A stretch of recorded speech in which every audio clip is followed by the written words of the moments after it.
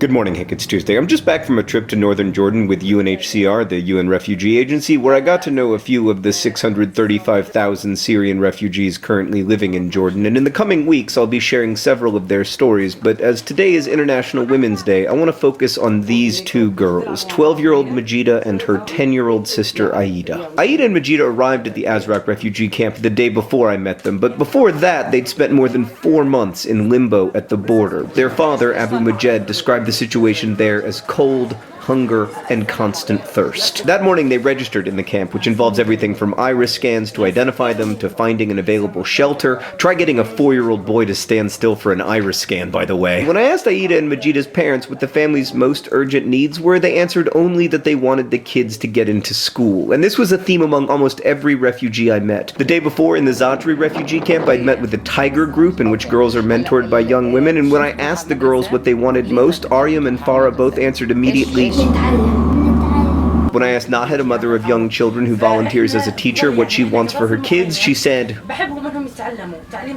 Syria used to be a well-educated nation, but the civil war has changed that. Aida has never been to school. She was only 5 when the war began. Majeeda has also been out of school for many years. When I later asked Aida what she wanted now that she was safe in the camp, she didn't say electricity or food or rest. She said, and while they will be able to study at the camp, it won't be easy. The schools are underfunded, which means that classes only meet for half of each day, and class sizes are often huge. There are sometimes over 75 students in a primary school classroom. Nonetheless, school will be welcome. I mean, for the past 4 months, these kids had to walk 10 kilometers almost every day to find firewood at the border, and before that, they'd moved around Syria for years trying to stay safe. When I asked Aida if she'd lost friends in the war, she smiled and nodded and started to try to explain, but then she began to cry.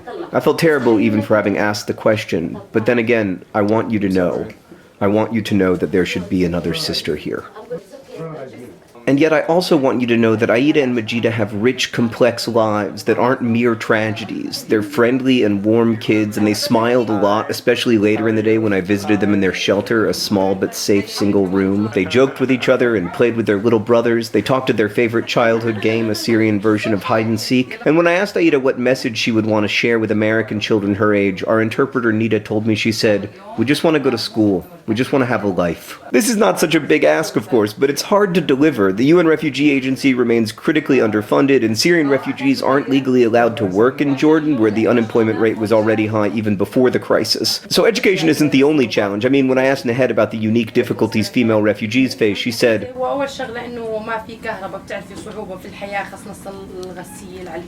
Syrian refugees have seen the time needed for unpaid work, from cooking to cleaning, increase dramatically, and that work, as elsewhere in the world, is disproportionately done by women. Kids are often pulled from school to help with chores or find whatever paid work they can. That shortens the number of years of formal education kids receive and narrows their future career opportunities. And this is what people mean when they talk about a lost generation of Syrian youth. But of course, they aren't lost, because we know where they are.